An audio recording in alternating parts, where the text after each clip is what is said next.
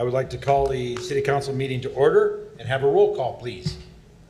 Alderperson Robinson. Present. Hurt. Here. Tweets. Here. Parker. Here. Swanson. Here. Poulos. Here. Healy. Here. And Mayor Tomes. Here. Thank you very much. We need to stand for the Pledge of Allegiance. Remain standing for a moment of silence, please. I pledge allegiance to the flag of the United States of America and to the republic for which it stands, one nation, under God, indivisible, with liberty and justice for all.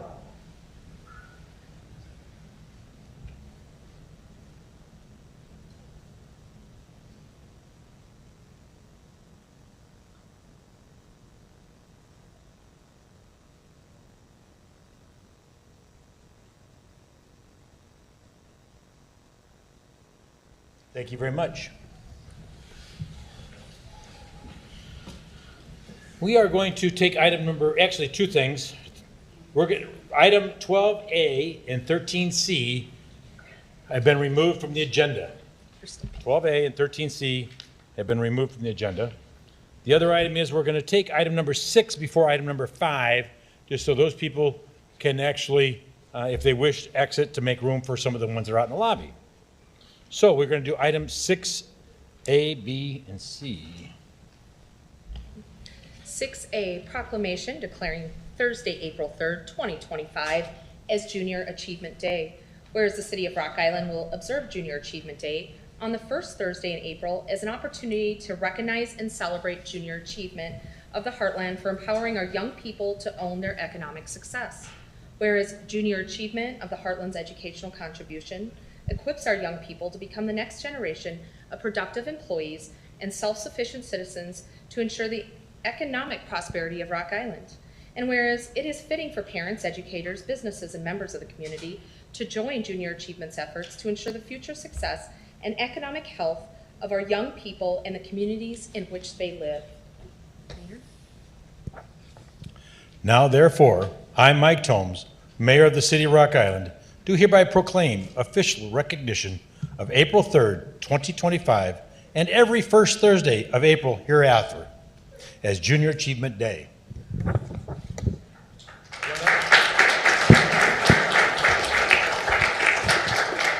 Someplace, oops, thank you. Where's Sarah? Sarah Hayden was taking pictures. Oh, Sarah Hayden, you taking pictures? You can only smile so long. That's right.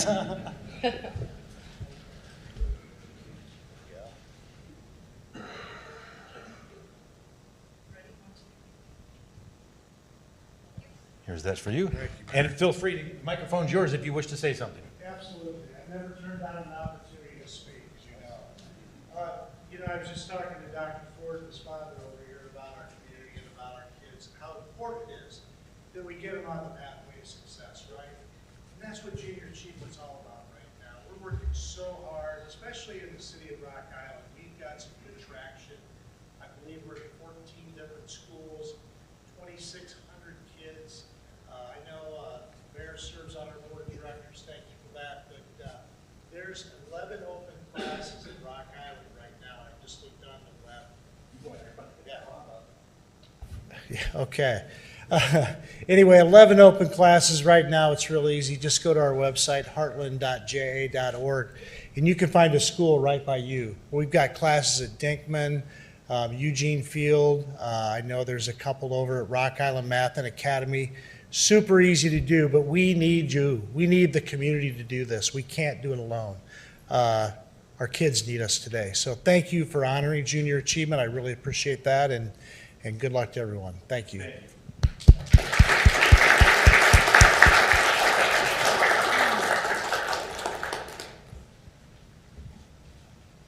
Item number B, proclamation declaring April 6th through April 12th, 2025 as National Library Week. Whereas libraries spark creativity, fuel imagination, and inspire lifelong learning, offering a space where individuals of all ages can explore new ideas and be drawn to new possibilities.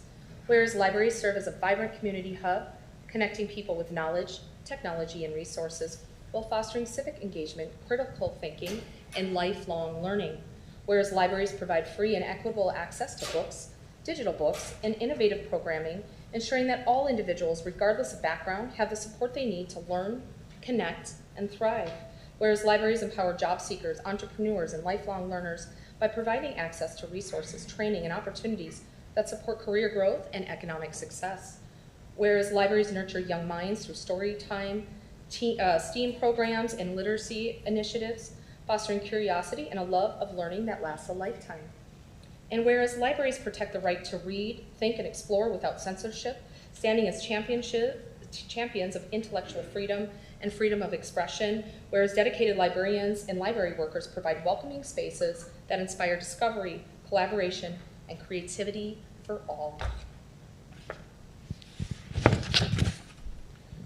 Now therefore, be it resolved that I, Mike Tomes, Mayor of Rock Island, proclaim April 6th through the 12th, 2025, National Library Week in the city of Rock Island. During this week, I encourage all residents to visit their library, explore its resources, and celebrate all the ways that the library draws us together in a community. Angela.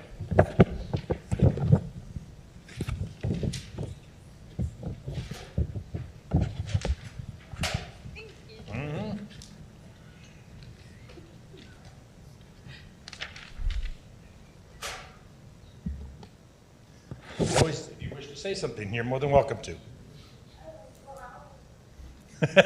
I'll keep it short and just say that the library is the greatest place on earth, and I hope you can come visit us at your leisure because we would love to see you. Thank you. The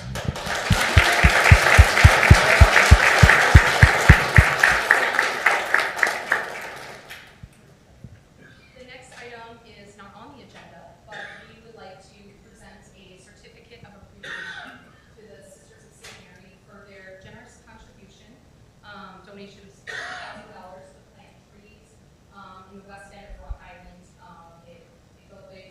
within the West End revitalization project, and so they were here tonight, and we're excited to give them this certificate of appreciation. So as you can see here, of course, it's appreciation. The certificate proudly awards Sisters of St. Benedict for their $16,000 donation for trees in the west end of Rock Island revitalization.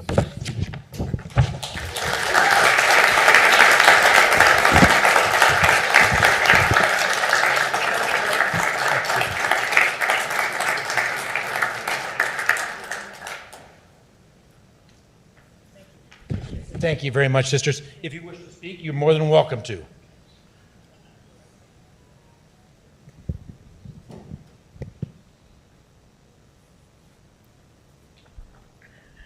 I want to first of all thank the City Council and Mayor Tomes for this recognition. Second of all, I want to thank Luke in Public Works for his collaboration and thinking of us on this project. We've been working with the West End Revitalization to help them develop a more environmentally future area, and that's been a great organization to work with Thurgood and Avery. So on behalf of the sisters, we wanted to do this project of planting 150 trees in response to our 150th anniversary of our founding. And two of our main values are care of creation, so we wanted to invest in Rock Island, and the second is peace and justice, and we wanted to work in an area that could definitely use improvement and to provide for a more viable future for that area. So thank you.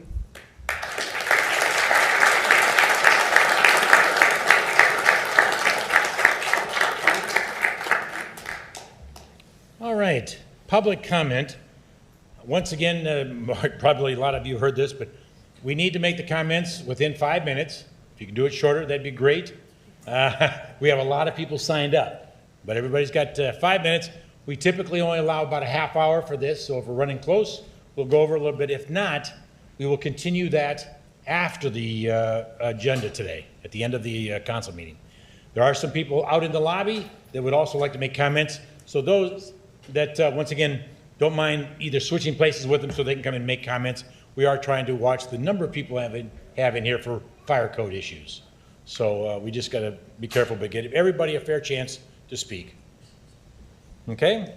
And I will try to pronounce names and read writing. I apologize if I don't get it correct. Tim Murphy. And if you have the same topics, people come up, say ditto or something like that, I don't know, whatever works. Sure, that'll work for me just fine. And I thank you for pronouncing my name correctly. Yeah, real quick, if people don't mind their address and or what city they're from, at least what city, Sure. we'd appreciate that. Sure, no problem. My name is Tim Murphy. I'm from Moline, and I'm an Audubon member.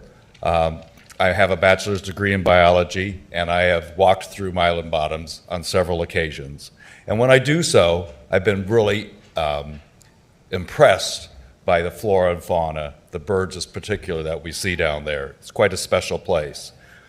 Today I happened to listen to an interview with Jane Goodall, the famous chimp researcher who has an upcoming speech in Des Moines. She was asked by the interviewer what she thought about coming to a state in which over 99% of the natural environment had been developed. Jane replied that Iowa may have destroyed more of the environment percentage-wise than other states, but Iowa was by no means unique in doing so. The operative words for me were destroyed the environment, not altered, not developed, not repurposed, but destroyed. And that is why we were here. Milan Bottoms is a unique, relatively untouched natural environment, an ecosystem of bottomland timber, wetlands, and floodplains. It holds a vast array of plants and animals that have nowhere else to go because Milan Bottoms is also an island surrounded by a destroyed environment. But evidently it is not surrounded by enough development because the city of Rock Island and a business person wants to take a chunk of this land and further destroy it. In doing so, they likely destroy upland breeding habitat of snakes and turtles. In doing so, they undoubtedly affect the night roost of bald eagles. In doing so, they risk polluting the surrounding wilderness with light, noise, and runoff full of potential contaminants. In doing so, they risk destroying possible future upland nesting habitat for sandhill cranes, and now we find out whooping crane. In doing so, they risk destroying First Nation cultural and physical remains. For what purpose is this done? To construct a truck stop and a cannabis dispensary, a development that can be done on alternative sites such as a cornfield, with much less environmental risk. I believe we, the collective we, have a responsibility to protect and preserve what is left of our natural environment. It is immoral to destroy it. But the environment is not the only risk. The whole development smells of risk. How many gas stations are located in Illinois across the border from Iowa? Essentially zero. How many trucks are going to fuel up in Illinois instead of Iowa? I think very few. Even the cannabis dispensary. Are you sure this is a cash cow? We currently have 4 dispensaries in the Illinois metro area. Are they packed with customers? I don't think so. Or do we believe a new generation of marijuana users will gravitate to these stores? Is this something we even want? Do we really think that cannabis users and gambling goes together? Do we really think that gamblers will automatically gravitate to the pot shop, or that the pot users will decide to gamble? I would like to see the study that shows the correlation before I shell out any money on such a venture. Is the City Council certain they are not being sold on false promises and the lure of sales tax revenues? The City of Rock Island does not have a sterling record developing retail projects, but they have an established record of wasting money in an attempt to do so. I summarize. I am opposed to development on environmental grounds. There should be no more destruction around the edges of Milan Bottoms. At the very least, the project should not proceed any further until a comprehensive environmental survey and an archaeological survey is completed. Finally, in my addition to objections regarding the environment, this development seems to be a very risky business with a high likelihood of failure. Thank you. Thank you.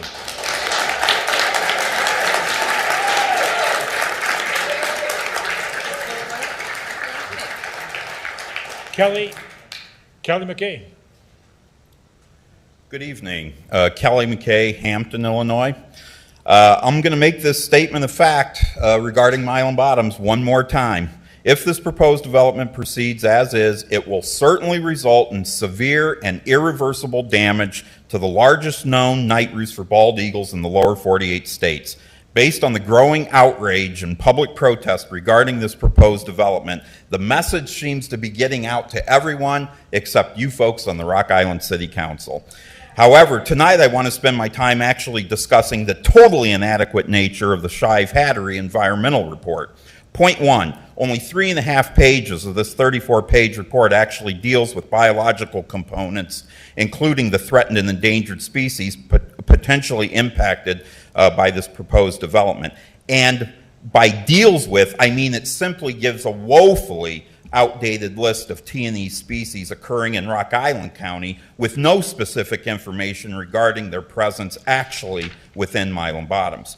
Point two, within this 34-page report, bald eagles are never mentioned once, despite the fact that immediately adjacent to the proposed development is the largest documented communal night roost in the lower 48 states. Therefore, we have to question the validity of this assessment if it is so seriously flawed as to not even mention or consider this species. Point three, there's a very high probability that several other state and or federally listed threatened or endangered species occur at Milam Bottoms because we know they're found right across the river at Nahant Marsh. The potential presence of these species within the proposed development site and throughout the proposed TIF have yet to be sufficiently assessed. Again, this points to the complete inadequacy of the assessment. Point four, speaking of the assessment, this was developed using the EcoCat database system, which is a desktop exercise. No actual site visits, no on-site surveys or assessments were ever conducted regarding the environmental or biological resources that may or may not be present at the site. In fact, the DNR's own environmental disclaimer states, and I quote, "This review should not be regarded as a final statement on the site being considered, nor should it be a substitute for detailed site surveys or field surveys required for an environmental assessment.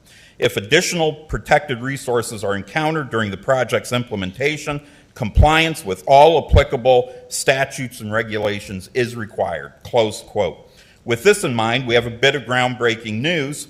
Yesterday, Tim Presley and myself observed an immature whooping crane near the proposed development site. This is a critically endangered species federally. It's one of the rarest birds on Earth. Only 600 to 700 remain in the world.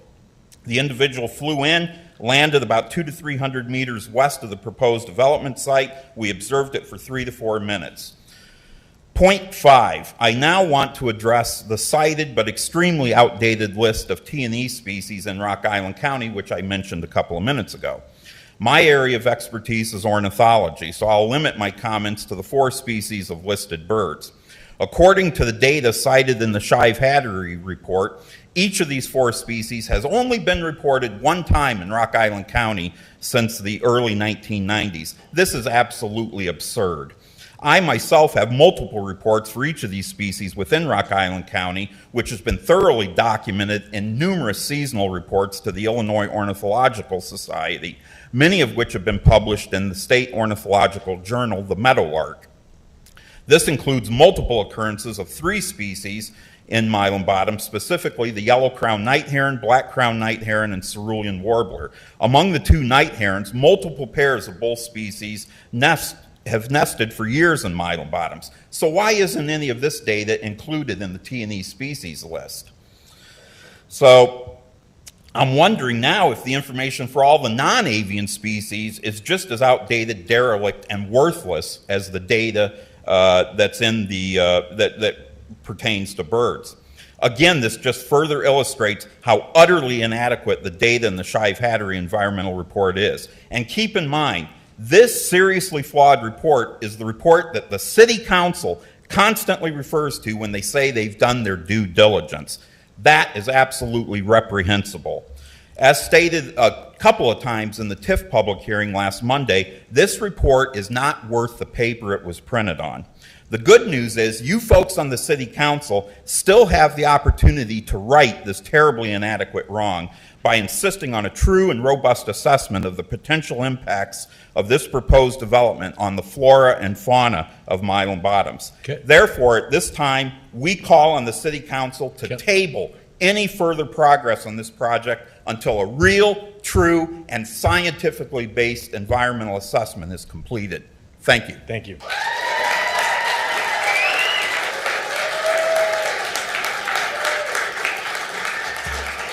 Nina. Nina Struce, please.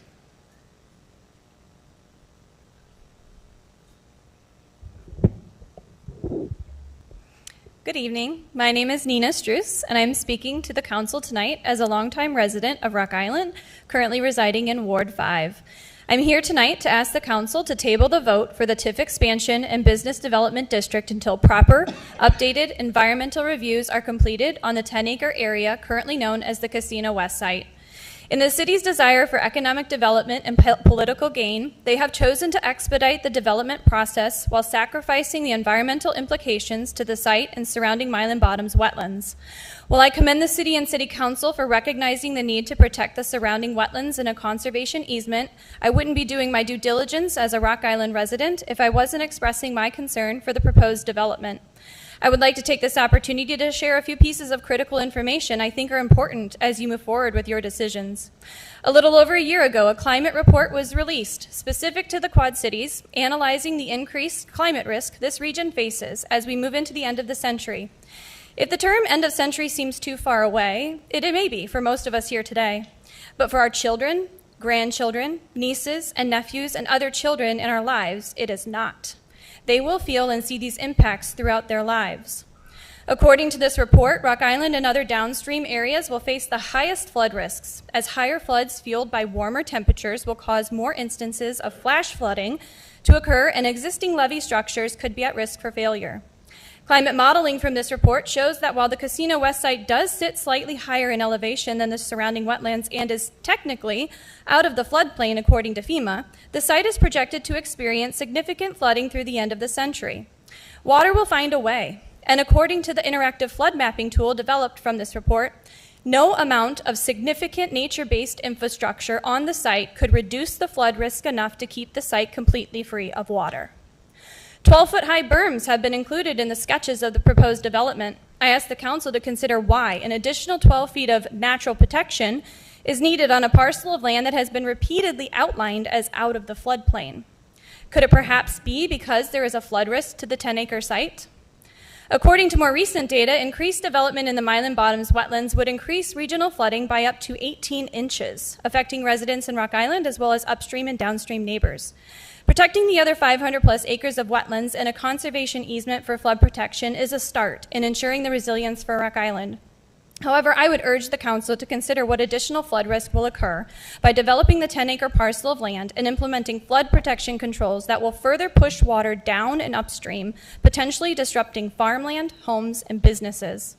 It has come to my attention that while this report, as well as the updated interactive flood mapping tool, were shared with city employees, they may not have been shared with the council, as I know they were not shared with the developer. This morning, as I wore my Prairie Rivers Network River Health and Resiliency Organizer hat, I made sure to rectify this gap in critical information. Every single council member should have received an email with the full report, access to the executive summary, a link to the interactive flood map tool, as well as a brief tutorial on how to utilize the tool, especially in situations where urban development is considered.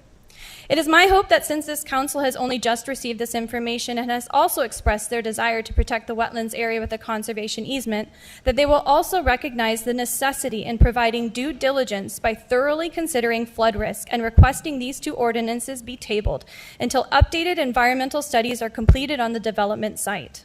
If you travel 100 miles up or down the river from the proposed development site, you will encounter museums that celebrate the grandeur of our waterways. When will the City Council consider the legacy of preserving natural spaces and wildlife for the benefit of our future generations, instead of only thinking about ways to make the current generation more profitable? Our children and our families deserve better. Thank you. Thank you.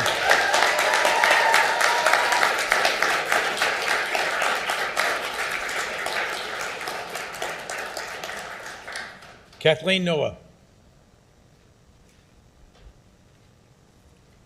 Hello, council members. I'll be speaking about Mylan Bottoms as well. My name is Kathleen Bowman North, and I live in Ward 3 at 3510 15th Street. Last week at the public hearing, I learned a lot from my Quad City neighbors about Mylan Bottoms. I felt encouraged to share with you tonight. After 12 years away from Rock Island for school and work, my husband and I chose to move back here to raise our family in a place we are proud of, where we might also contribute in meaningful ways. We believe that when you take pride in something, your actions should follow.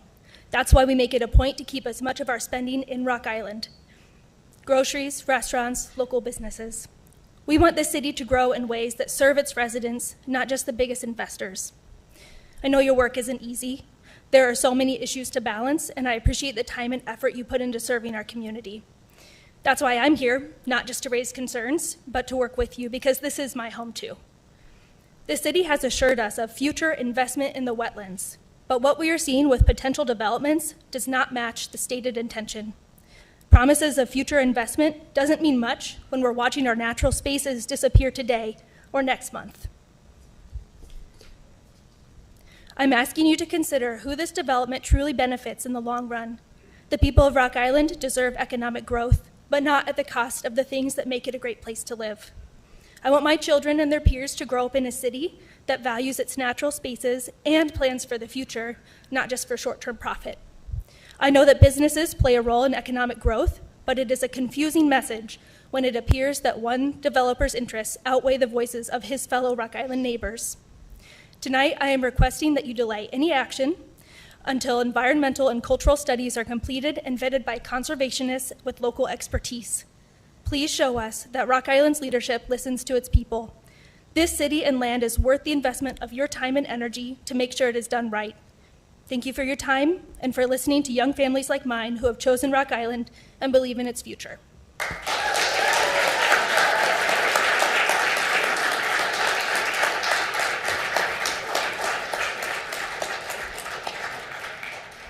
Sue Pienta? Pienta, excuse me, I apologize. Hi, my name is Sue Pienta. I'm a Ward 3 resident of Rock Island for the past 38 years.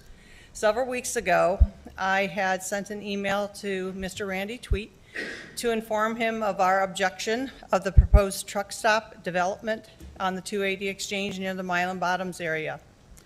The reason is clear. The eagles roosting area is part, but also a truck stop so close to water areas could and would be detrimental to our water in the area. Since this area is part of a floodplain, even though you say it's not, you need to do your environmental studies. Vehicle runoff from fluids and underground holding tanks can be a hazard to our community health for not only humans, but for our wildlife. All it takes is just one accident, and the area could be contaminated for a lifetime. I'm sure other areas in Rock Island could be utilized for income for Rock Island. It's been brought to my attention that the dispensary has threatened not to build in Rock Island if it does not get the truck stop development. And that's too bad, because Rock Island is a great city. I would like to say that Mr. Tweet did respond to me, which I appreciate. He said, and I quote, "Sue, thank you for your email. There are environmental reviews that will be completed prior to any council vote on this project." Okay. "I will not be on the council when the vote happens, but I will forward your email to the new 3rd Ward Alderman after the election. Sincerely, Randy." I appreciate the response, but I have to tell you, I was here in 2013 addressing the city council at the same time for the Jumers Crossing, and I was fighting for the same residents, which was our wildlife out there with all the lights and developments out there. I was also here 2016 when city council wanted to sell Hallbrook Estates out from underneath Rock Island residents. We didn't know anything about it. So I really want our city council to think about this. And is this something you really want to have in your background? You need to listen to your residents of Rock Island and all these people here. Do the studies, look at everything. There is plenty of development areas in Rock Island. So I'm asking you to table this. Do not vote on it tonight. Think about it, wait for all the information to come through, and let's look for some different other plans to make everyone else a little bit happier. Thank you.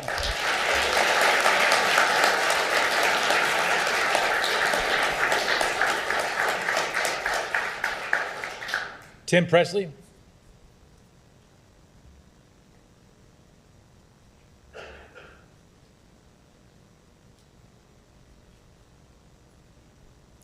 Good evening. I'm Tim Presley from Taylor Ridge. I own the property adjoining and have the easement through the proposed project. I have had the privilege of owning this property for almost 50 years, and in our family longer. For over the years, I've spent hundreds of hours every year observing the immense variety of wildlife. In the past 20 years, since Bally's has been there, I have seen a total change to waterfowl migration and the number of eagles. I had recently had a once-in-a-lifetime experience while showing Kelly McKay the area. We had observed a whooping crane. As of 2021, there was little over 800 existing in the world, with including both captivity and in the wild. Mayor Tomes asked at the press conference if I would consider being part of the task force. I told him I would. Although I am not against the dispensary, I've been upfront about fighting against a truck stop in a floodplain. One of the main reasons I'm willing to be a part of this task force was Mayor Tomes insist on being open and transparent. Right away, this was an issue. Mayor Tomes talked about a mom-and-pop gas station with a couple of pumps. Within 5 minutes, the developer is talking about 30 pumps and a full-size truck stop. I'm willing to accept that the mayor was misled by the people he most counts on. If they are willing to mislead the mayor, are they willing to mislead the city council to get their results? The council needs to table this issue and get the facts. Listening to the city economic developer, he said there was no groundwater issues. Any one of you on the council can Google the effects of floodwater onto soil, sandy adjoining soils. There is a drastic change to the groundwater levels. That could result in environmental disaster with the tens of thousands of fuel stored underground. The city accepts total responsibility by signing off on this project, not the developer. Has any of the council seen or guaranteed a responsible construction and containment from an engineering firm that is experienced with working in a floodplain? Just because the 10 acres may not flood, all adjoining areas are still affected. The city council needs to table the vote until more questions are answered. Mayor Tomes used the word transparent. Let this task force announced at the press conference come together, get answers to you and the public so the public can feel truly transparency is being done. Delaying this project for 3 or 4 months should not affect a generational project. If the developer can't wait for a reasonable time, why? It is not beneficial for you or me or the environment. The city has moved on whims before. Walmart, Cabela's, strip mall, now downtown. A little over 15 years ago, the city was wanting to drain this wetland, the wetland that we are talking about today. Due to the non-diligence that was done prior to putting the water treatment plant and Bally's sewer line. Again, don't be one of these councils to pass on problems. Be transparent and get answers for the public. We only get one chance to do this right.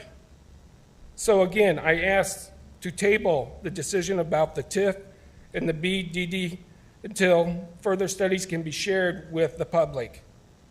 Also, relocate the truck stop away from the wetlands. This is not just for me, the environment, but also for our children and our grandchildren.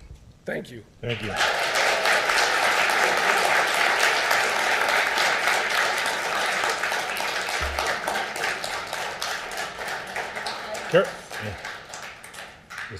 Carol Presley.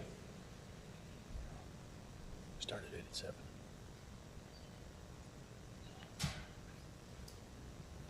Hi, I'm Carol Presley, also of Taylor Ridge. I'm married to that guy.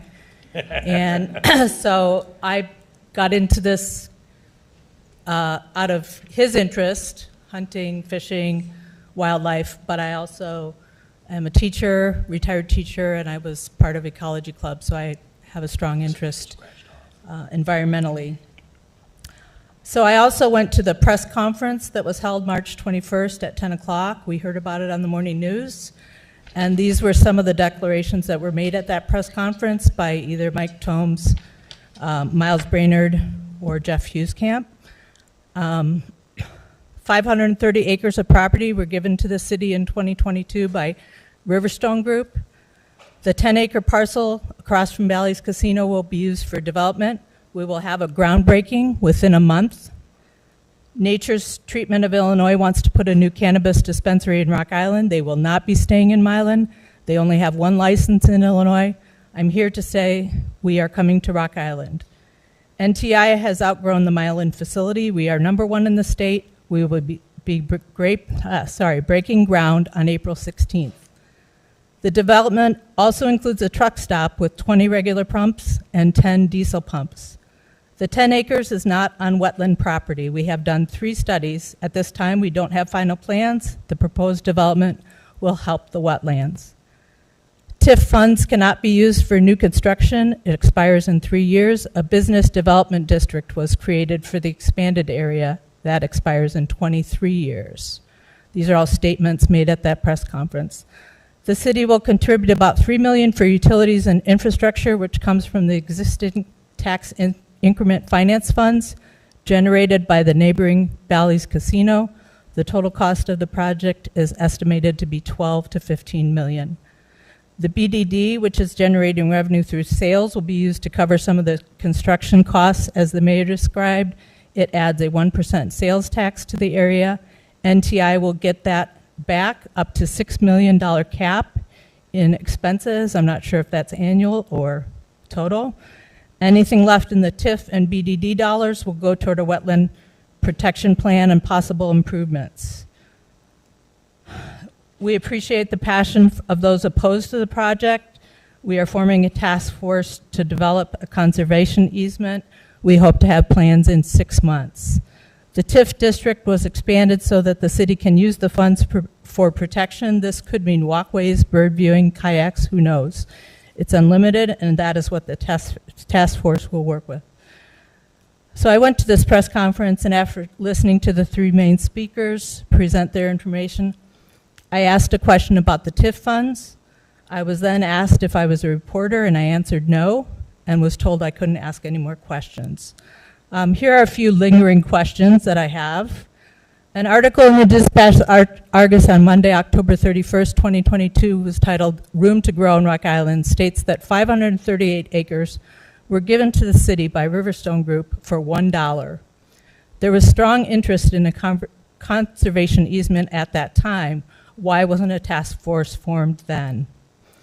Second question, why is NTI moving from Milan to Rock Island? Did they use TIF funds in their current location? And if so, is it allowable to move from one TIF district to another within such close proximity?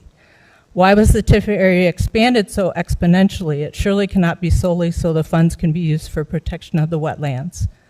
When will those funds that supposedly will benefit the wetlands be available?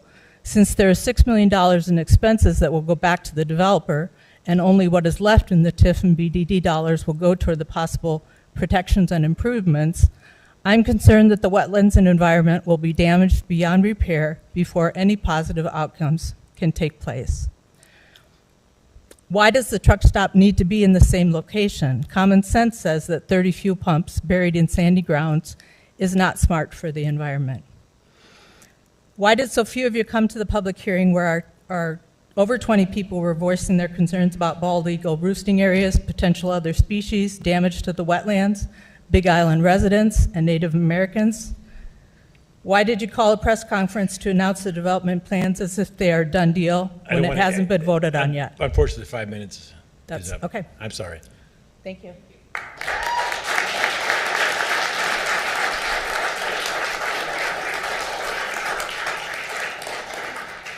Curtis Lundy.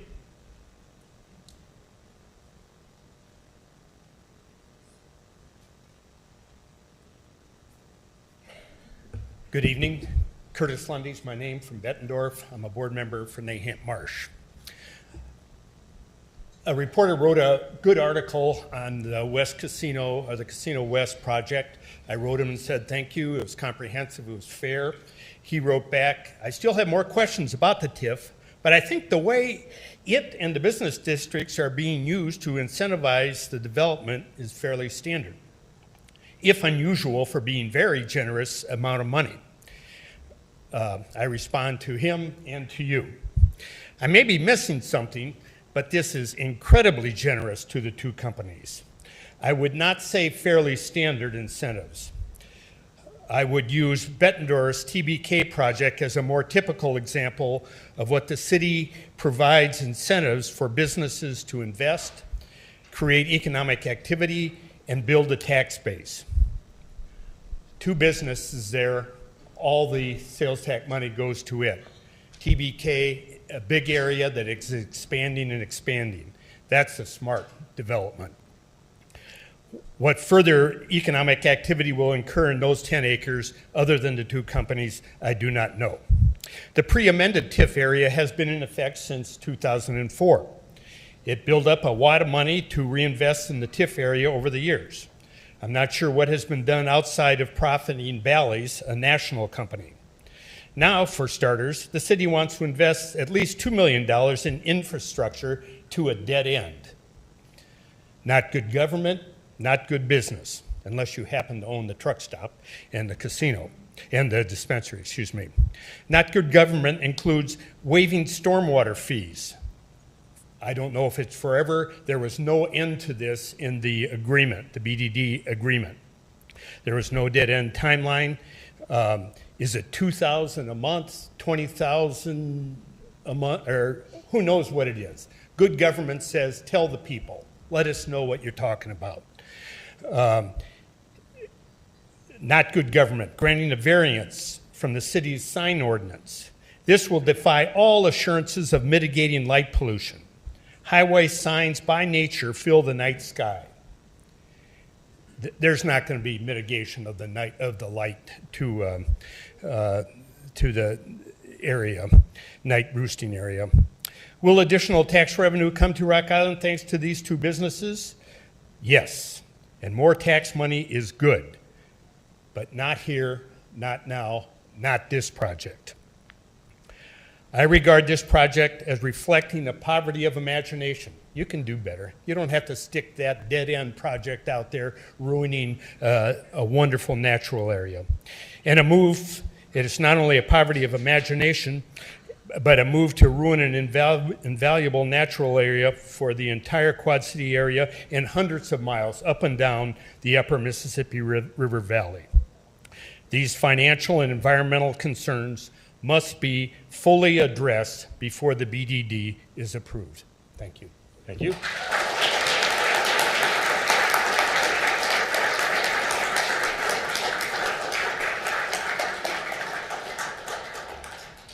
Ann Sullivan.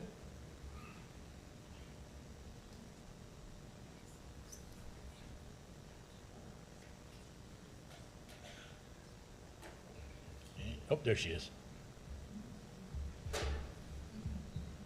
Good evening. My name's Ann Sullivan. I come here as a concerned wildlife person. I have been a wildlife rehabilitationer since for the last 40 years.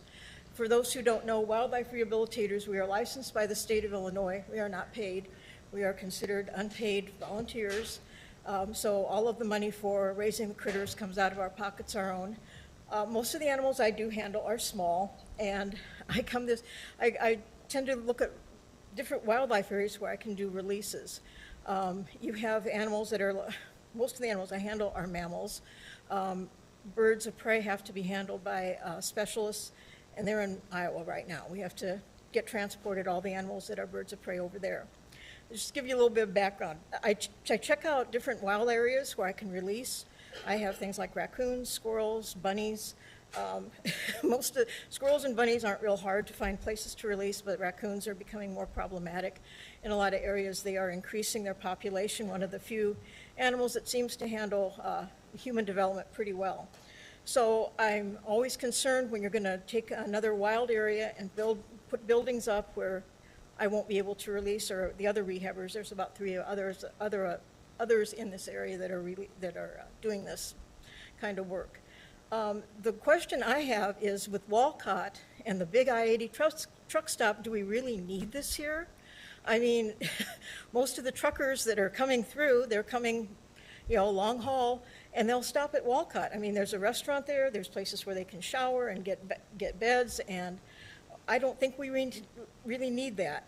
And the thing with building a dispensary out there, I don't think they're going to get much truckers that want to buy marijuana, because they get tested regularly for substances that are illegal. It's not every state has recreational legal like Illinois. I was glad when they did pass that law, but by the by, they cannot be high when they're driving their trucks. So I don't think anybody's going to risk their CDL license by buying marijuana. So I just don't see it happening. So those are my main concerns, and I don't think we really need another truck stop.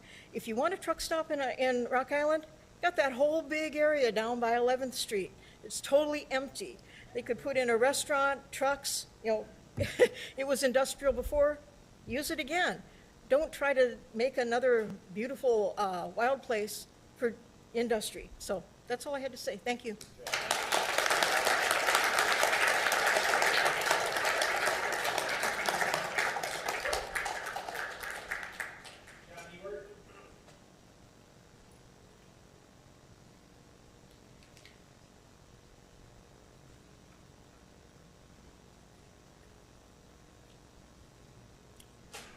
John Ewert, Ward 7, Rock Island.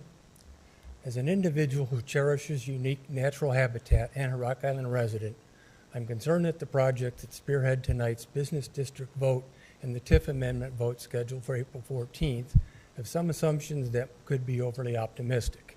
Inasmuch as the developer is asking the residents of Rock Island to contribute 1/2 of the funds needed to complete the project on an ecologically fragile piece of property, I feel compelled to comment on the project. Traffic counts may not be indicative of future sales as regards the convenience store being proposed. Gas prices are much cheaper across the river in Davenport, 5 minutes away. Vehicles going east on I-280 have probably had 2 opportunities to fill at cheaper rates. People going west will probably go the extra 5 minutes if saving money is something they care about. In my experiences, there are generally 2 reasons to stop at a convenience store on the interstate: fill up a fuel tank or use the bathroom. Any other revenue is a product of people buying things because they stop to do one of these 2 things. Regarding the dispensary, I'm assuming that it is believed that the revenue from the largest dispensary in Illinois will be matched at this second location, which is just a few miles away. I'd be curious if any market research was done at the existing dispensary as to whether their existing customers would find it an enticement to come to a new location if there were a viewing platform or a patio or entertainment. Is it possible that they would only be splitting their own customer base into those who like the current location and those who are willing to drive further for additional amenities? If any of these observations are correct, sales tax revenues would be lower than projected. As a Rock Island taxpayer, I'm concerned about the city committing $6 million to projects that have a lot of, if everything goes as planned, items on their business plan. I would also like to see maximum taxpayer benefit from the existing TIF. Between fiscal year 2010 and fiscal year 2023, approximately $24 million of the almost $32 million has gone back to the casino as rebates. This is in keeping with the development agreement already in force. The relevant tax entities have received $6 million. There was also a $1.7 million fund balance as of that date. This balance is largely the result of 3 years that there was no distribution of surplus to the city. While adding $6 million from these new ventures to the existing commitments eliminates surplus distributions for the remainder of the TIF's term. Since the BDD can draw from the TIF that it overlays, will any surplus be transferred to it instead of the city tax district? The BDD will add a 1% sales tax, possibly until 2048, to help cover redevelopment costs that aren't covered by the TIF.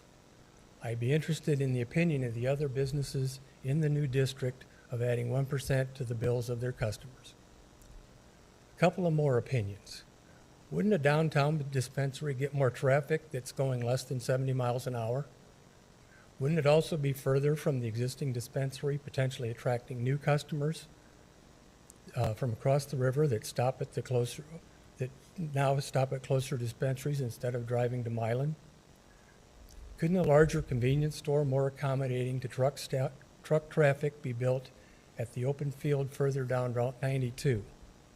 As much as I am reluctant to encumber the citizens with the cost of more projects in this area, it would at least be less detrimental to the natural space that is the core of this issue. Putting the dollar and cents issues aside, these proposals will impact a unique natural space that can't be replaced once disturbed.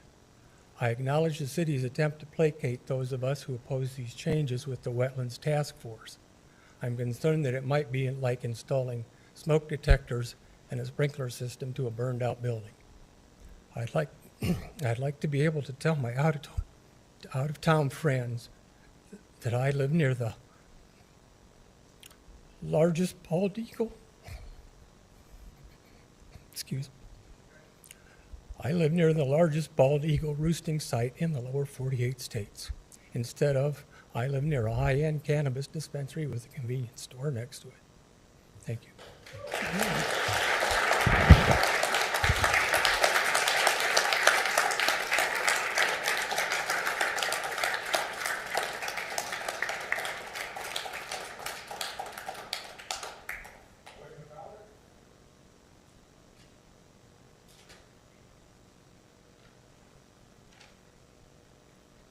Good evening. I'm Lori McCullum. I live in Ward 7. I want to approach the council tonight with a question. What's the rush on this sale of the Milan Bottoms parcel? Our coalition of environmental groups and concerned citizens, numbering over 2,000 who have signed the petition, are asking you to take a pause on affirming this sale until you can obtain a legitimate environmental study of the Milan Bottoms site. We were initially told that this development wasn't a done deal, that you would listen to our concerns and take action if indicated. While we appreciate your willingness to set up a permanent conservation easement for the remaining part of the wetlands, that doesn't really address this issue. You asked us to bring in experts, and we did. Some local experts and some from outside of the Quad Cities. They all say the same thing, that the Shive-Hatterley report is inadequate and flawed.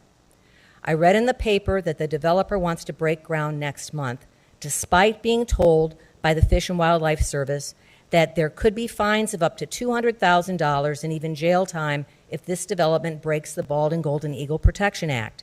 Where is the due diligence here? This sounds like no one has listened to the experts. It sounds like it was a done deal weeks ago when we first expressed our concerns. I ask you again, what's the rush? Why can't you wait a few weeks or a few months, order a study from the Fish and Wildlife Group and other appropriate environmental agencies?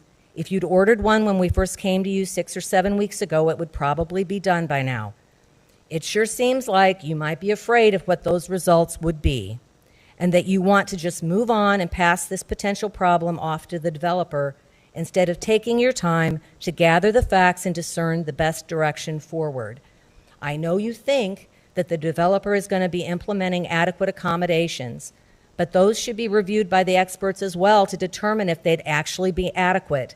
Because you need, from what you're hearing here, the local experts are saying that they're not. I acknowledge that you have more than one issue to balance. Economic development is critical, but you're choosing to rush this decision that you don't need to hurry, knowing that you could be destroying the only bald eagle night roost in the entire lower 48 states over a cannabis shop and a truck stop. What is the rush? Thank you.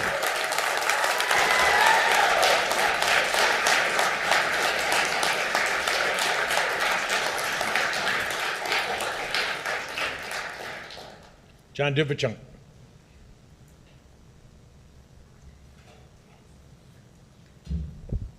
Hi, I'm John Duvachunk, resident of the 7th Ward in Rock Island and chairperson for the Eagle View Sierra Club Group. I'll try to beat the 5 minutes here so we can speed up. I only have a couple comments. The first one is we are pleased to see that the city has proposed an ordinance to create a permanent protection easement conservation area for the remaining wetland acreage that the city owns, and we look forward to working with you for that. Second, kind of ditto the previous comments to slow down or table this proposal for a while until we can play out a little more of the requirements of what's going to be affected. And a quick little anecdote. You are all builders of the community. You are responsible for wise expenditures of our tax dollars. My father was a builder, and he employed carpenters who built houses, etc. So they were all part of building the community. And a Swedish craftsman carpenter told me one time, he says, take your time and do it right the first time. He said, measure twice and cut once. So I'm asking you, let's measure a second time and only cut once. Thank you. Thank you.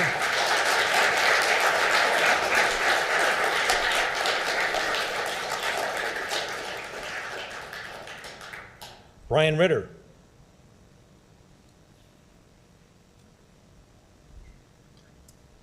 My name is Brian Ritter. I live in Davenport. I serve as the executive director of a place called Nahant Marsh directly across the river from the Milan Bottoms.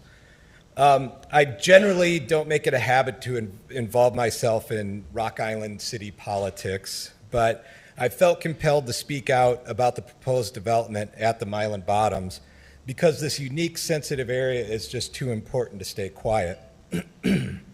I believe the Rock Island City Council has a duty to its residents to make decisions that are in the best interest of the city and of the region for both today and the future. Therefore, any decisions that you all make need to be both well-intentioned and well-informed. I must say I'm pleased to hear that the City Council is considering permanent protection on the wetland portion of Milan Bottoms and urge you to follow through with this consideration as it will have lasting impacts on our natural world here in the Quad Cities. However, I do not believe that the extremely limited environmental impact data that was submitted to you in the July 2024 Shive-Hattery report has left you well informed enough to make the best possible decision about the future of Milan Bottoms.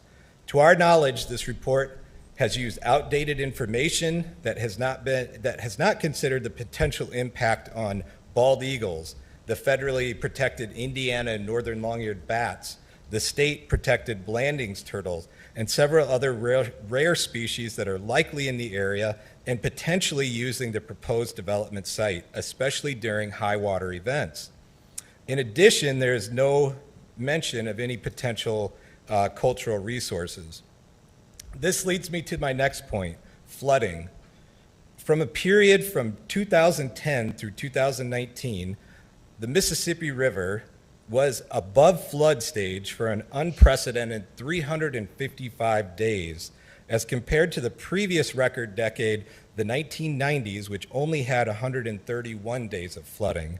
Recent modeling from the National Wildlife Federation suggests that by 2050, and certainly by the end of the century, the proposed 10-acre development site has a strong potential for inundation during Mississippi River flood events.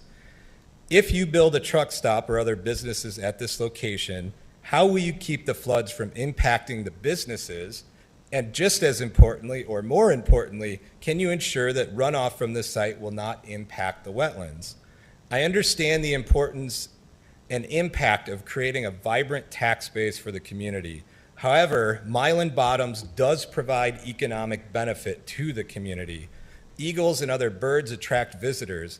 Wetlands filter our water for free and provide flood mitigation services. I would strongly urge the City Council to table this issue until further information can be gathered to allow you to make the most informed decision for the community.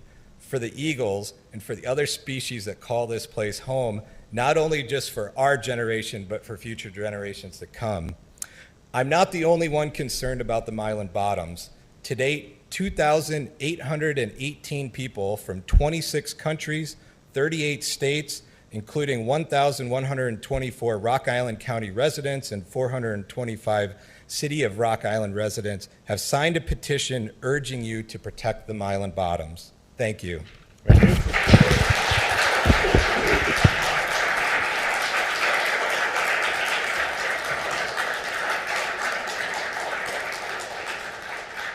Jody Zimmerman. Hello, Jody Zimmerman. I'm from Moline, but Quad City resident, went to Augustana, took students to the Bottoms to plant and whatnot, and frolic a little bit. For reasons I truly don't understand, my dad taught economics, Jack Dye at Moline. I didn't. I taught history. So again, maybe I don't understand. But you seem determined to blight the Bottoms with an unnecessary truck stop, even though the world's biggest truck stop is 19 miles away. I Googled. Yes. However, since you seem to be going down this road of what I consider reckless development, please be aware of all the negative side effects of this pet project. I do not trust your engineering firm to be able to address light pollution, for instance, since they were not even aware that eagles exist. Light pollution. I am speaking from a darksky.org, International Dark Skies Association work, and I have flyers if anyone's interested. Anyway, light pollution disrupts wildlife, impacts human health, wastes money, energy, and contributes to climate change. It also blocks all of our views of the universe. Responsible lighting will need to be considered. Only necessary lighting, targeted lighting, low level, controlled, and warm colored. Because if you've ever been out in Davenport, actually you don't have to be in Davenport. If in Moline, when you're looking across the Mississippi, you see a light dome. My students used to tell me, that's where I work. I work at the light dome because it's the biggest truck stop in the world. They're so proud of telling us.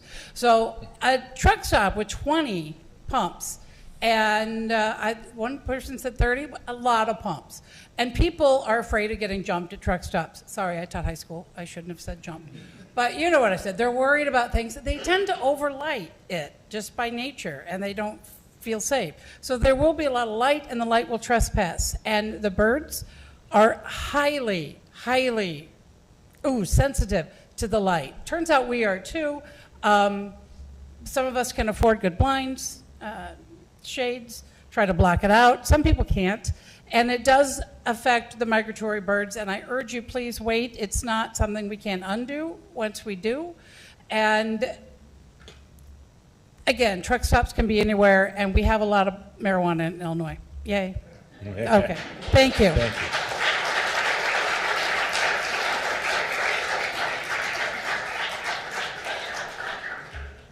John Kirk? You pass? Okay. Oh. Too late, no. Go ahead. I'm well prepared, but I'll do better on the 14th. I'd just like to encourage you all to think this over. And I don't think in acting with this plan, the city is being a very good custodian. I'll have more for you on the 14th.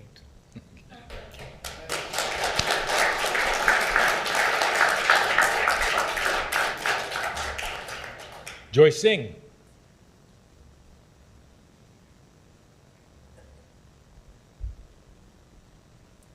Hello, my name is Joyce Singh, and I'm from LeClaire, Iowa. If someone could volunteer and open the second flag there behind you, next to the American flag and on the other side of the Seal of Rock Island. It's the Illinois state flag, and on it is the eagle. And you've heard all of the specialists here, the experts talking, and it's been recorded that this here in Rock Island is the highest recorded winter roosting site of the bald eagles in all of the 48 states. That's excluding Hawaii and Alaska, all of the states here. We are on a major migration route, the Mississippi, and it is the strongest migration route. I have a young man here from New York City who joined us recently on our land that we care for. We do environmental work. From New York City, and the first thing he said in our interview, I heard that you have an amazing amount of birds there, and he's learning to be learning about these birds. We have another young woman coming from Utah. The reason they're coming is the birds. I didn't have to say anything. That eagle is on there. A lot of you weren't here last time I spoke. What I said is I have a nearly 2-year-old son in Moline, Illinois, and I hope that he grows up not just recognizing a bald eagle on a dollar bill or your state flag. That concerns me. Because we have heard from the experts that this will be impacted. Secondly, my approach is going to be slightly different here. I want to say that Milan Bottoms is already developed. We're very foolish to think it's not developed. Milan Bottoms is an already developed wetland. It has formed organically over eons by the river's floods, flora and fauna, evolving and living in community there. Each a part of the whole, living and functioning absent of humans, free from the anthropocentric, human-centered mind, and having no need for human intervention. We are making a huge mistake by destroying this wetland and the beautiful ecology there. This natural flora and fauna of the wetland are not resources for human wealth, trade, and manipulation, but living, breathing, more than human beings, a natural occurring biome that, if disturbed by humans, will be devastated. Humans are benefactors to the wetland's closed-loop vitality of life-giving, and with that, we need to be responsible and leave it alone.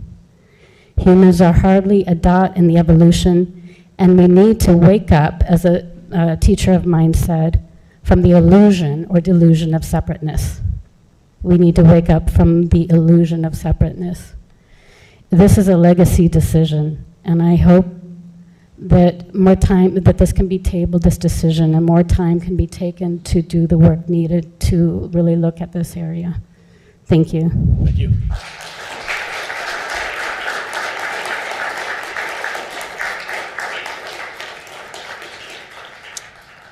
Tabitha DeFries?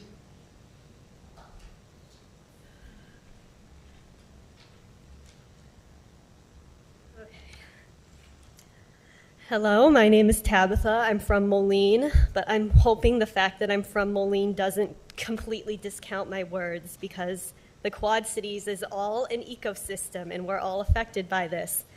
And everyone here wants Rock Island to do well. You're part of my ecosystem. I'm from Moline, but I want Rock Island to prosper. When Rock Island is doing poorly, it affects me too.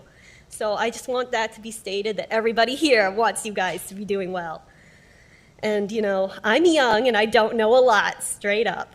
That's why I look to some of these older, wiser people to help guide me about what the right thing to do is. And I really wish we would listen to these experts who have studied and who have told us that this will be harmed. I also kind of don't appreciate how this issue has been reported. I see a lot of people saying that we don't understand. They say that the bottoms won't be developed, and we do understand. You're not going to plop a truck stop right in the middle of the wetlands. That would be goofy. But, you know, it's not hard to understand why it being built next to the truck stop is still a problem. You don't have to come level my house, destroy my whole house. You could just put a truck stop right in the middle of my front yard, and I still would be miserable. The wildlife are very sensitive. We human beings have a little bit more of a tolerance for living in a big, noisy, loud space. There's a lot of people who even crave that, willingly move to cities because they love the noise. Wildlife is not like that. I want to emphasize, and lots of people have said this already, no one here wants to fight. We want to collaborate. We want to work together. We want to see Rock Island succeeding. But we will fight if we have to. And there's a lot we could do. Like the bottoms are such a huge eagle roost, and I think the fact that this is going on as long as it has is because people don't know the roost is being threatened. There are a lot of national organizations we could reach out to who I'm sure they wouldn't be very happy, and I don't think Rock Island wants to be known as a place that is hurting our national symbol. And I would also personally be willing to dip into my savings account if needed and crowdfund if we have to try to find a way to take legal action to protect some of these animals.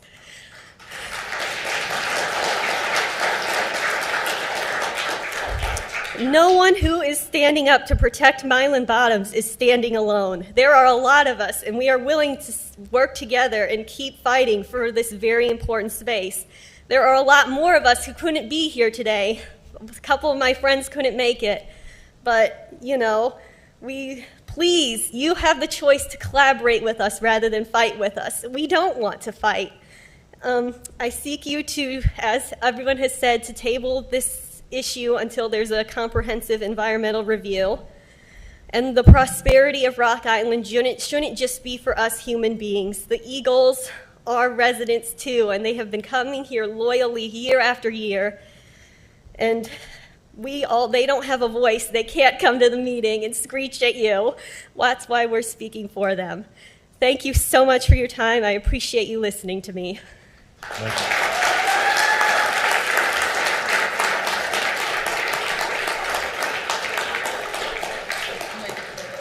What's that? Yeah, wait. Kayla, is it Bulletin? She may be outside. Nope. You're in here. All right. Hopefully I didn't say that out well. I apologize. I don't want to give you all whiplash, but I have a bit of a topic change. I'm a citizen of Rock Island in the 1st Ward, and I come here today on behalf of Jakarta Jackson's family and on behalf of other concerned mothers in Rock Island. We have heard much about the lives of eagles and wildlife here, which is important, but I'm here for the lives of our residents.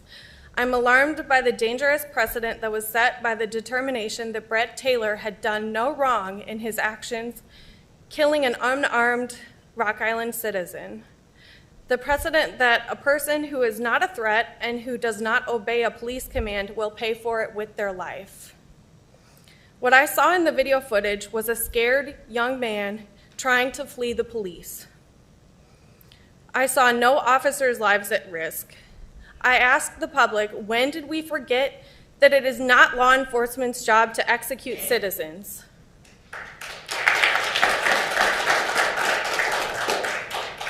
I want to know why it is that Rock Island's policy is to shoot into vehicles when this has been shown to be dangerous and ineffective.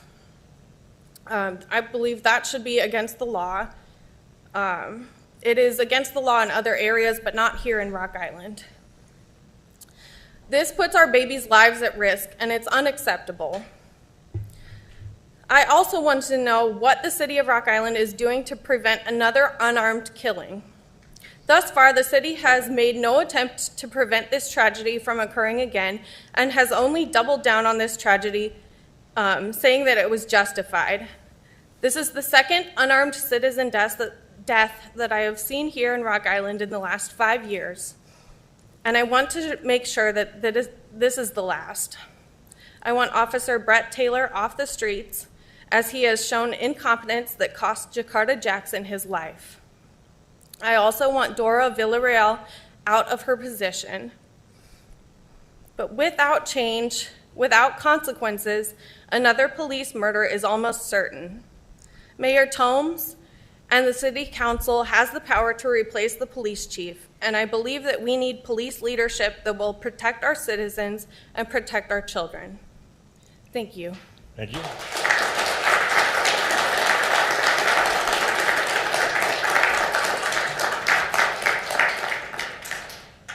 Westilla Jackson. I'm not sure if I got that. Outside? Maybe outside. They can all come. I think there's room for all of them. Yep. Yep. The rest of people can come in. Yeah, yeah. It's West Asia, by the way. I am sorry. It's okay. All right. The Rock Island Police Department can try to spin the narrative however they want. They can try to paint Jakarta as an aggressive man or a violent person, but we're here to say that he was not any of that. The body cam footage, you can see that even as Officer Brett Taylor was pulling on Jakarta, pulling his hair, Jakarta did not touch him, not one time.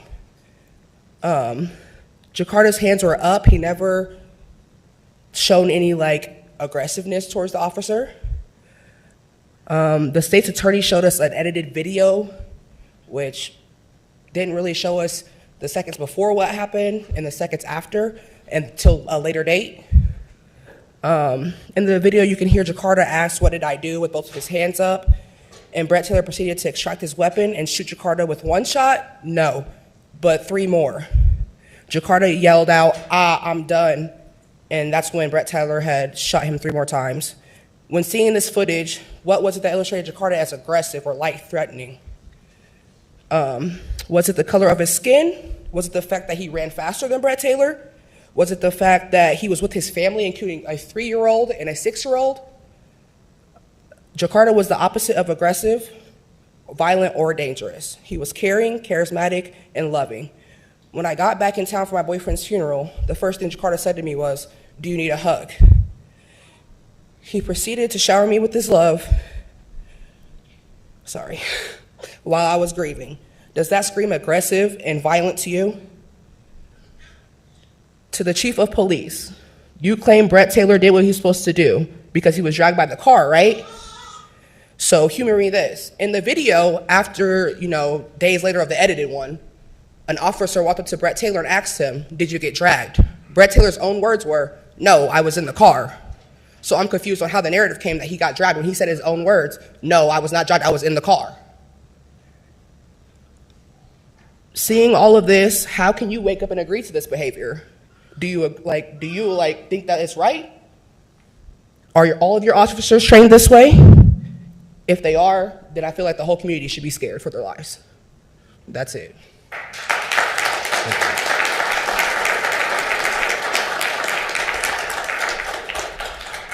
Latice Jackson.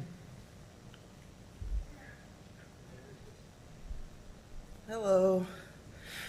I'm glad to see everyone here. I'm glad the mayor is listening to all y'all concerns, because last month when me and my family came here about concerns about Jakarta getting killed, they canceled a meeting. I don't know if it was why, because we were black, or he didn't care about no human's life at all.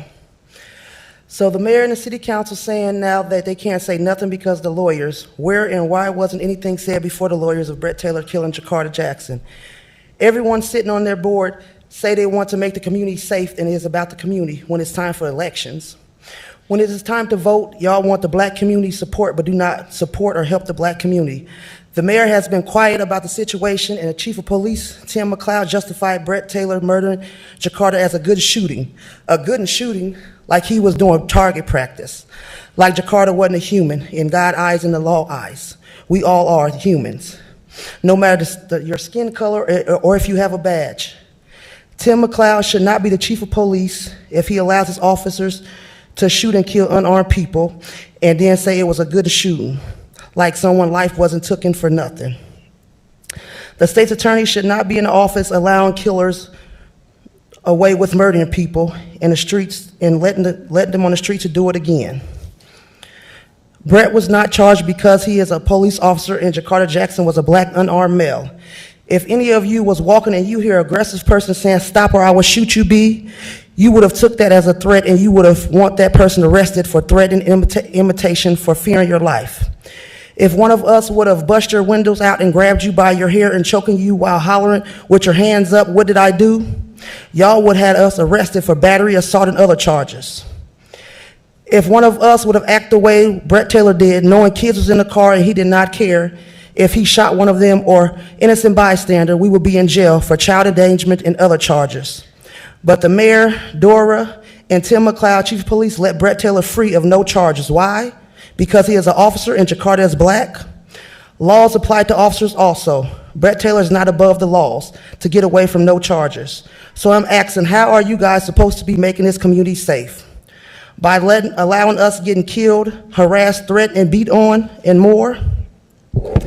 Y'all say comply, but Jakarta Jackson put his hands up and asked, what did I do, as Brett Taylor was being aggressive and roughing him up trying to comply. But weeks after that, a white man in Alito shot at an officer, and he did not comply and even had a gun trying to shoot the officer, but he is still alive. Why is Jakarta Jackson dead while showing the officer he was unarmed and had his hands up? Brett Taylor, Dora, and Chief Tim McLeod is not for our community, and the mayor allowing all this to happen seems like he is not for the community neither. We demand Brett Taylor charged, fired, or resignation. We demand Dora to resign or get fired.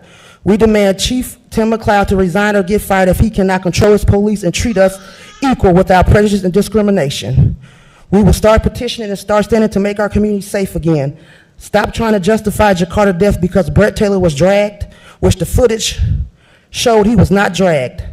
Brett Taylor even admitted he was not dragged until someone told him to say he was dragged. Brett Taylor put himself in danger when he took it upon himself without backup to bust a window out and be aggressive to Jakarta while his baby in the car. Why would a trained police officer jump in the car and try to pull an unarmed man out who did not commit a crime at that time? Just because he was suspicious at 3 in the afternoon? Now, if Jakarta had a petty warrant, why use deadly force for a misdemeanor warrant that Jakarta was going to be let out of jail the same day because of no cash bond in Illinois? Any mother or father that's seen an aggressive person with a gun busting out windows would have been scared and did what it takes to protect their child. Brett Taylor is not y'all child, but y'all are protecting a killer. Brett Taylor could have shot or hit any of them kids acting disrespectful and aggressive over suspicion and a petty warrant. If one of those kids got shot or innocent bystander got shot by Brett Taylor being reckless, would that have been okay and justified too? We see all over the world so much police brutality and deadly force with police. What 21-year-old would not be scared, especially having a grown man behind you saying, "I'll shoot you, B," with angry and hatred in his eyes? How aggressive and angry Brett Taylor was, I would have ran to and feared he was going to beat and shoot me just exactly what he did to Jakarta. As seen on dash cam and body cam, the officer was told plenty of times his kids was in the car, and Jakarta put his hands up asking, "What did I do?" as Brett Taylor was beating on him. Ignoring all that, Brett Taylor decides to shoot him in front of his daughter, nephew, and brother with no remorse for any of them. As the baby hollering no after watching her dad get killed, as my brother hollering at Brett Taylor, "Why would you do that?" and called Jakarta saying, "Bro." Brett Taylor continued aggressive, telling him to get the fuck out the car while Jakarta laying on the steering wheel shot multiple times. Ma'am, I hate to cut you off, but your 5 minutes is up. Would you want Brett Taylor, a trained officer, to be in our community with no regard to human life or safety?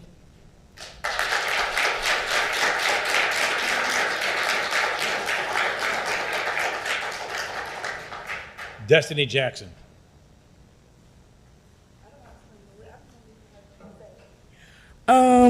Why do you think you're fit for our community? It took you 70 days to speak up about Jakarta Jackson's situation, and when you did speak up, it was a whole bunch of crap. I don't feel that you're right for this community. I feel like Ashley Harris needs to be in your position.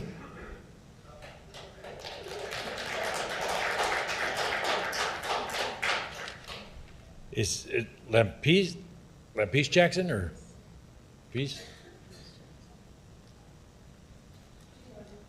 Okay.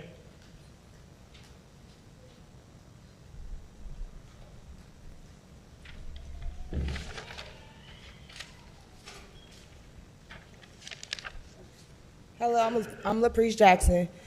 I just want to say the mayor is supposed to be for the ones who voted for him to be in this position, yet it took him 70 days to speak up on an unarmed man getting overkilled by a police officer who was supposed to protect and serve. This officer took an innocent life without any remorse. The mayor is supposed to be for the community, for the people, and he showed us otherwise. Why you didn't pull a press conference about Jakarta being unmorally killed?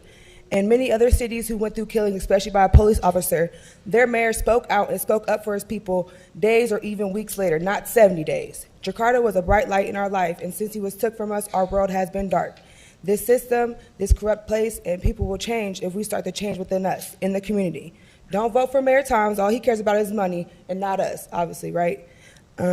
Just like the rest of this justice system in Rock Island County. This didn't only affect just us. This shows us police officers can just kill unarmed people and get away with it. Police officers can shout and yell, "I will shoot you, I will kill you," repeatedly, and they still get to go home to their families, continue living their life, and even continue policing on the streets. Jakarta had plenty of light to see and to experiment, and it was cut short because a police officer said he's seen someone suspicious. Where does he look suspicious at?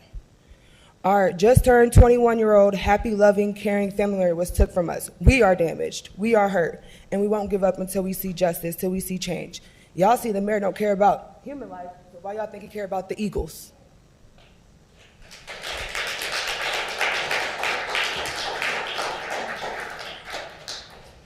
All right, that concludes everybody that is signed up for public comment. So we're going to proceed with the rest of the agenda. Item number 7 is Update Rock Island. I have a couple items. Are you informed for the upcoming municipal election? This Wednesday, March 26th, Rock Island High School students will host a forum for Rock Island City Council and Mayor candidates at the YWCA 513 17th Street. The event is open to the public and starts at 6:30 p.m. The municipal election is April 1st. Easter egg hunts.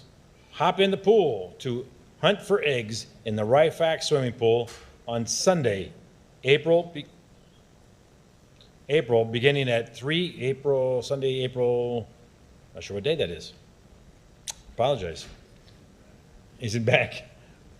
Beginning at 3 p.m., participants will grab empty eggs out of the pool, turn them in for an egg cellant goodie bag. As a safety precaution, eggs will float on the water, no sinking to the bottom. Registration closes on Friday, April 4th. If hunting for eggs on land is more your style, then hop on over to Lincoln Park on Saturday, April 12th at 9 a.m. Bring a basket and join in the mad dash to collect prizes and candy filled with eggs. Registration is limited to 300 participants. You can call 309-732-PARK for details. Here's a tongue twister. Tuneful Tuesdays continue at the Rock Island Public Library downtown branch on Tuesday, April 1st. Come to the downtown branch at 401 19th Street to enjoy a free concert over lunch by violinist Deborah Dakin, adjunct assistant viola professor from Augustana College, and former principal violinist from the Quad City Symphony. The concert begins at noon. Free tax assistance. Do you need help filing your taxes? The Martin Luther King Community Center is offering free tax filing services through April 5th. No appointment is necessary. Tax professionals will be available every Tuesday, Wednesday, and Thursday from 5 p.m. to 8 p.m. and Saturdays from 9 a.m. to noon. The MLK Center is located at 630 9th Street in Rock Island. All right, we're at item number 8A. Report from the Community Development Department regarding the final plan for Planned Unit Development, or PUD, and major subdivision plat with variances at 950 31st Avenue from Community Home Partners. First reading. Motion to approve the final and subdivision plat with variances and consider to suspend the rules and pass the ordinance. Second.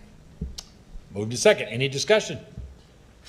City Manager, can you have someone from the staff describe this project, because it's really a good project that I don't know if people know about it.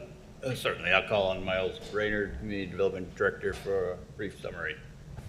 Yes, thank you. So the proposed development comes to us from Community Home Partners. I know that John Chow is here in the audience. Hi, John. Happy to have you. The proposed project is pretty novel. It would be the first of its kind in the region. It is permanent supportive housing for veterans, consisting of 25 small homes with a community center. The concept here basically is a veterans village where veterans are able to live in an affordable housing type and continue to receive needed services going into the future. Looking at the site plan, you'll see that it is tucked back and behind a 1 acre approximate lot. The city will be retaining that for future retail development. It's actually quite a nice thing to have the Veterans Village set up basically as a flag lot. Folks who may live there would want, I think, to be tucked away in a quieter, more suitable location.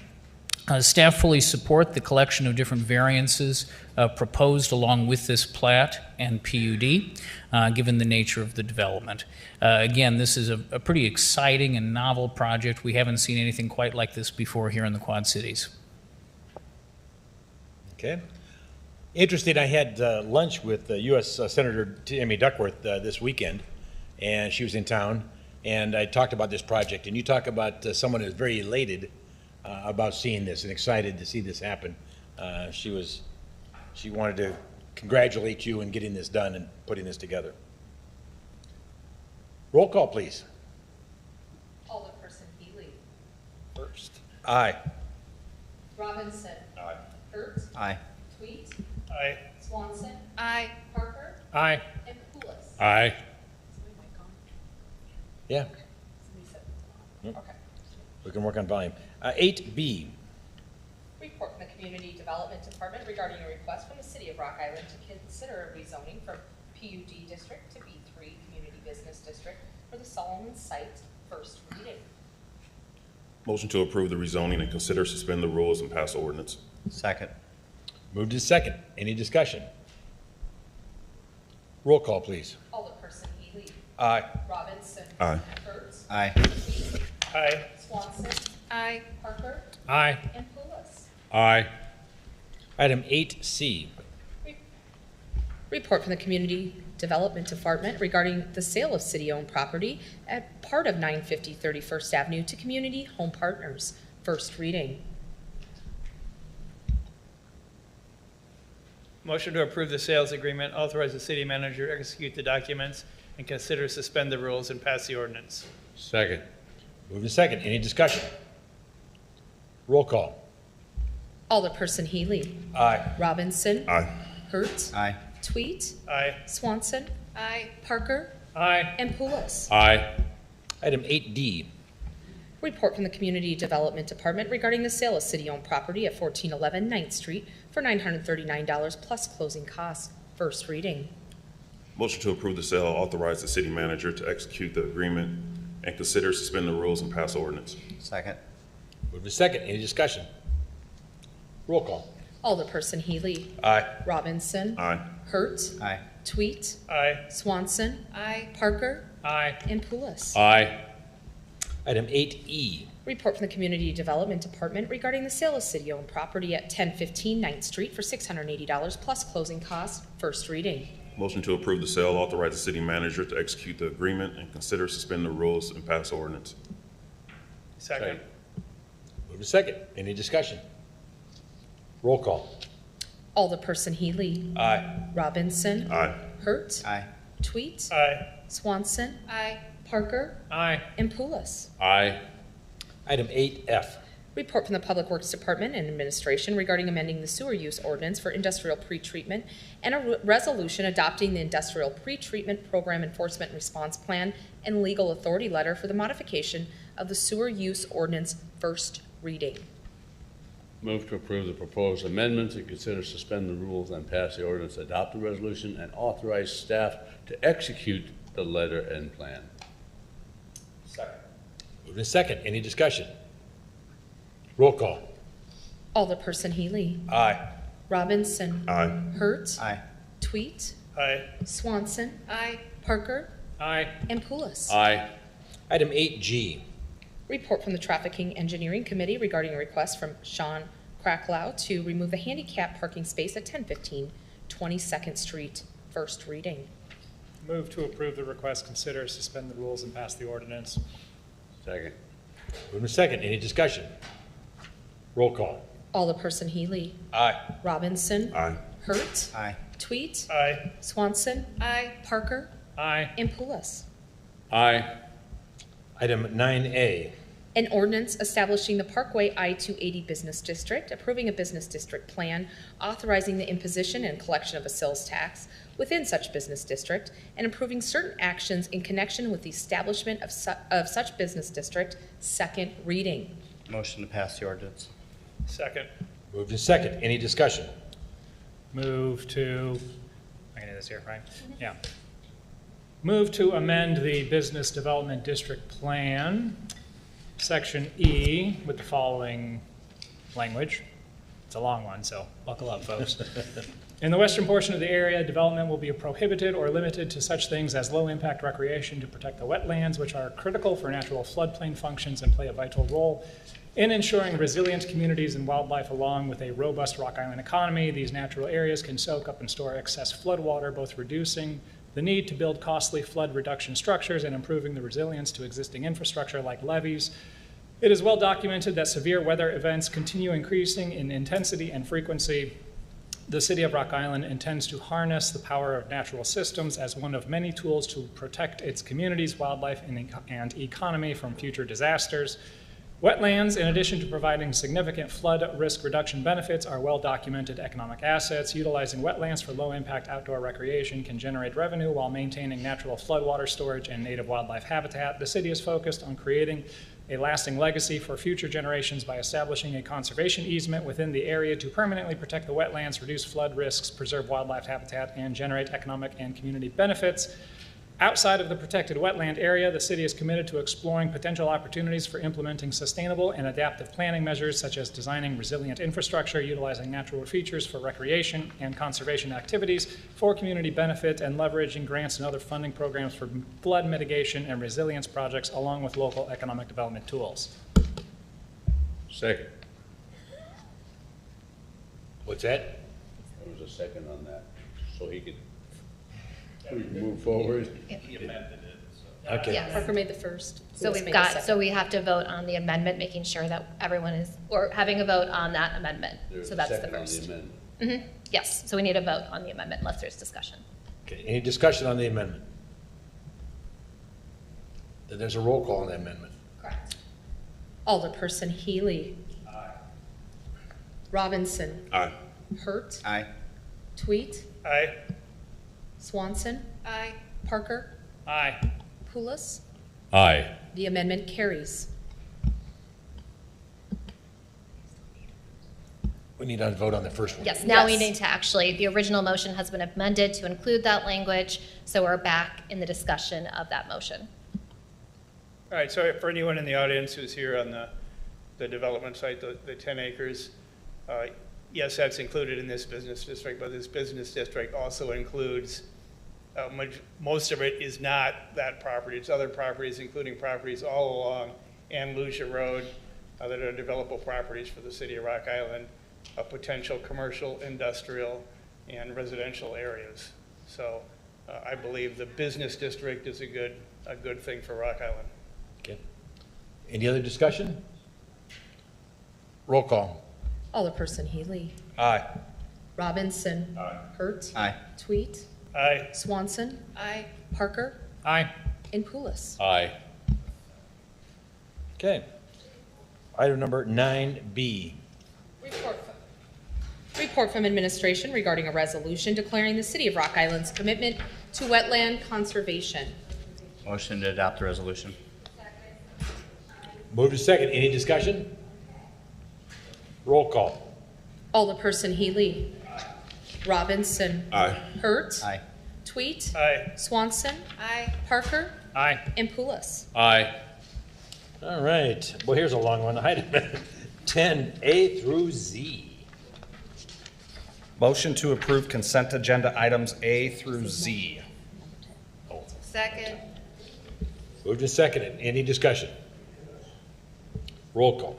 Alderperson Healy. Aye. Robinson. Aye. Hurt. Aye. Tweet. Aye. Swanson. Aye. Parker. Aye. And Pulis. Aye. Item number 11.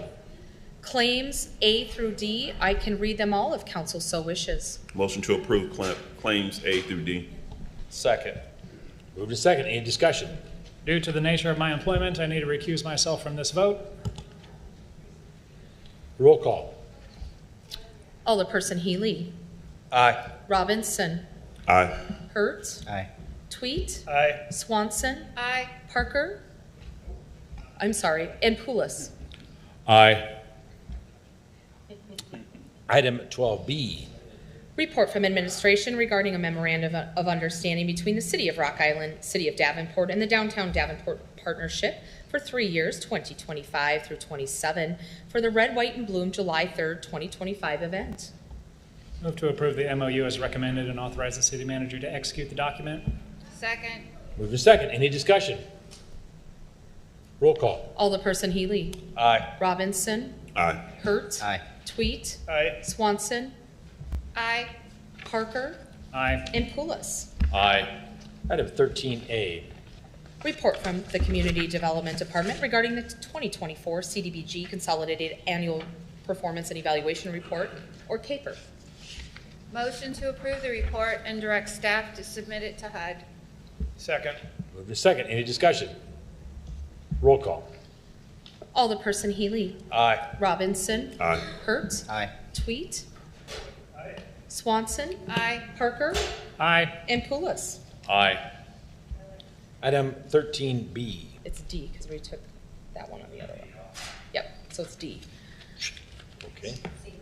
We took C off. We took C off. Yeah, we're at D. You said B. There is no D. Okay, then I must have it on addendum. It's B. Yeah. Report for the Economic Development Department regarding entering into memorandum of understanding with Alter Logistics and a resolution adopting, ratifying, and authorization the execution of the memorandum of understanding and filing the grant application. Motion to approve the MOU, authorize the city manager to execute the MOU and adopt the resolution. Second.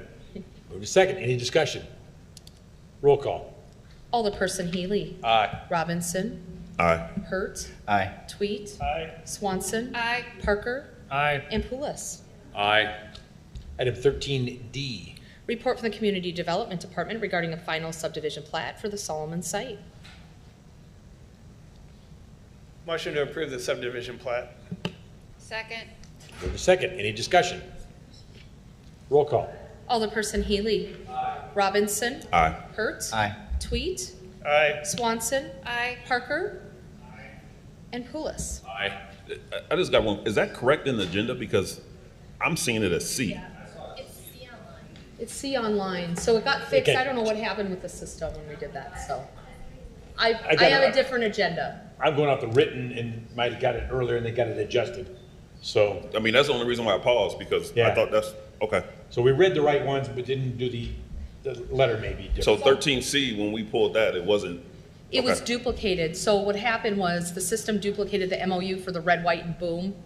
So then when you took one off, it just, and so mine doesn't reflect that, and the mayor's doesn't reflect that.